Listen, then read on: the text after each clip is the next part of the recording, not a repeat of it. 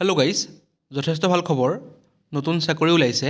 Total আপোনালোকৰ 545টা পদ মুকলি হৈছে। সকলোবোৰ কম পোষ্টবোৰ ক'ত ক'ত ওলাইছে, তাৰ লগতে আপোনালোকে ইয়াত কেনেকৈ এপ্লাই কৰিব, ইয়াৰ কাৰণে আপোনালোকৰ এজ লিমিট কিমান লাগিব, তাৰ লগতে আপোনালোকৰ চেলাৰী কিমান হ'ব। গতিকে ভিডিঅ'টো স্কিপ নকৰাকৈ শেষলৈকে চাই থাকক। আৰু যদিহে চেনেলটো নতুনকৈ আহিছে, চেনেলটো ছাবস্ক্ৰাইব কৰি দিব আগলৈ এনেকুৱা ধৰণৰ জবৰ কুইক আপডেট পাবৰ কাৰণে। গতিকে আহক আমি ভিডিঅ'টো আৰম্ভ কৰোঁ। আৰু যদিহে আপোনালোকে এই এডভাৰটাইজমেণ্টৰ PDF ভালদৰে চাব বিচাৰে, তেনেহ'লে ডেছক্ৰিপশ্যন বক্সত মোৰ টেলিগ্ৰাম চেনেলৰ লিংক দিয়া থাকিব। তাত ক্লিক কৰি জইন হৈ ল'ব।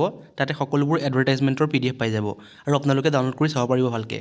এতিয়া আহক আমি ভিডিঅ'টো আৰম্ভ কৰোঁ। দেখা পাইছে পোষ্টকেইটা আহিছে আপোনালোকৰ পাঞ্জাৱ নেশ্যনেল বেংকৰ ফালৰ পৰা। পোষ্টৰ নাম হৈছে লোকেল বেংক অফিচাৰ।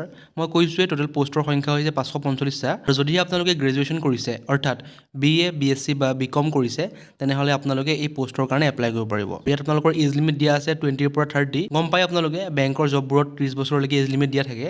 দেখা পাইছে এপ্লিকেশ্যন ষ্টাৰ্ট ডেট 20 জুলাই, অৰ্থাৎ 20 জুলাইৰ পৰা আপোনালোকৰ অনলাইন এপ্লিকেশ্যন ষ্টাৰ্ট হ'ব আৰু লাষ্ট ডেট দিয়া আছে 9 আগষ্ট। গতিকে 9 আগষ্টলৈকে আপোনালোকৰ অনলাইন এপ্লিকেশ্যন কৰিব পাৰিব। নেম অফ দ্য পোষ্টটো মই কৈছোঁৱেই, লোকেল বেংক অফিচাৰ, যোনটো LBO বুলি কোৱা হয়। নাম্বাৰ অফ পোষ্ট 545, অৰ্থাৎ টোটেল 545টা পদ আছে অল অভাৰ ইণ্ডিয়াত। দেখা পাইছে number of post in Assam, অৰ্থাৎ অসমৰ কাৰণে ইয়াত পোষ্ট আছে টোটেল 85টা। পে স্কেলো দেখা পাইছে 48,480ৰ পৰা দেখা পাইছে 85,920 লৈকে। এপ্লিকেশ্যন মোড আপোনালোকে অনলাইন এপ্লিকেশ্যন কৰিব লাগিব। দেখা পাইছে ষ্টেট ৱাইজ ভেকেঞ্চিবোৰ মেনশ্যন কৰিছে। বাকীবোৰতো আমাৰ প্ৰয়োজন নহয়। এতিয়া আমি চাওঁ অসমৰ কাৰণে কিমান আছে।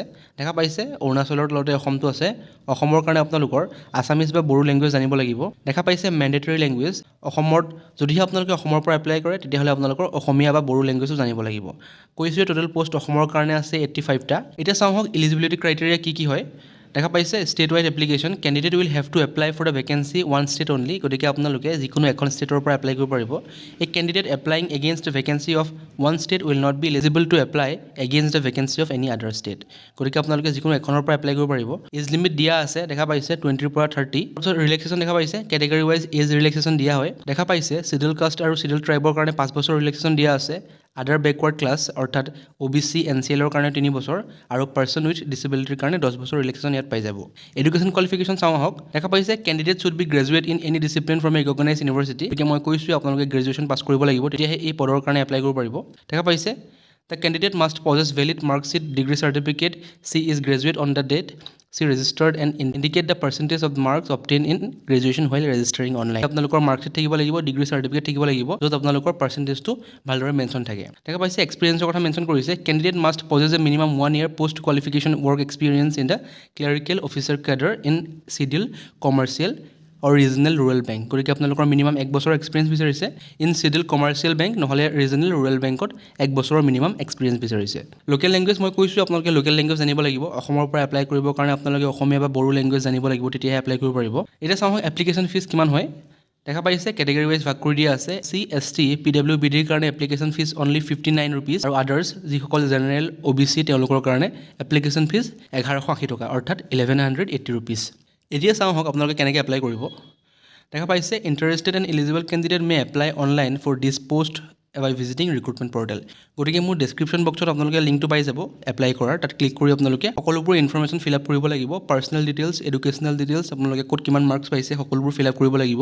ফিল আপ কৰি আপোনালোকে নিজৰ পাছপৰ্ট চাইজ ফটোগ্ৰাফ আৰু ছিগনেচাৰ আপলোড কৰিব লাগিব। আপলোড কৰাৰ পাছত আপোনালোকে অনলাইন এপ্লিকেশ্যন ফিটো পে'মেণ্ট কৰি আপোনালোকে ছাবমিট কৰিব লাগিব।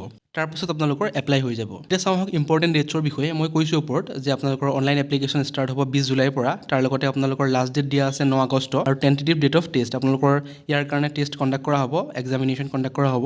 সেইটো দিয়া আছে আপোনালোকৰ আগষ্টত বা ছেপ্টেম্বৰত আপোনালোকৰ অনলাইন যোনটো টেষ্ট হয় সেইটো কণ্ডাক্ট কৰা হ'ব। এতিয়া চাওঁ হওক আপোনালোকৰ চিলেকশ্যন প্ৰচেছটো কেনেকুৱা ধৰণৰ হ'ব। দেখা পাইছে the selection process for the post of local bank officer shall be conducted in the following phases.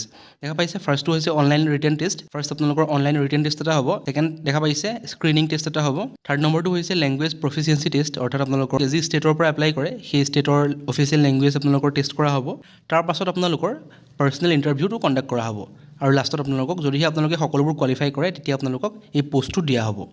দেখা পাইছে অনলাইন ৰিটেন টেষ্টৰ কাৰণে চিলেবাছটো ধুনীয়াকৈ মেনশ্যন কৰিছে। গতিকে মোৰ টেলিগ্ৰাম চেনেলটো জইন কৰি ল'ব, তাতে আপোনালোকে সকলোবোৰ চিলেবাছ পাই যাব, যে কি পঢ়িব লাগে, কেনেকৈ পঢ়িব লাগে, সকলোবোৰ মেনশ্যন কৰিছে। ক'ত কিমানটা কুৱেশ্যন আহিব, কিমান মাৰ্কছ থাকিব আৰু কিমান টাইম দিয়া হ'ব। যদিহে আপোনালোকৰ কোৱালিফিকেশ্যনৰ লগত মিলে তেনেহ'লে এই পোষ্টৰ কাৰণে আপোনালোকে এপ্লাই কৰিব পাৰে। গতিকে যদিহে ভিডিঅ'টো ভাল পালে চেনেলটো ছাবস্ক্ৰাইব কৰি দিব আগলৈ এনেকুৱা ধৰণৰ জবৰ কুইক আপডেট পাবৰ কাৰণে। Thank U.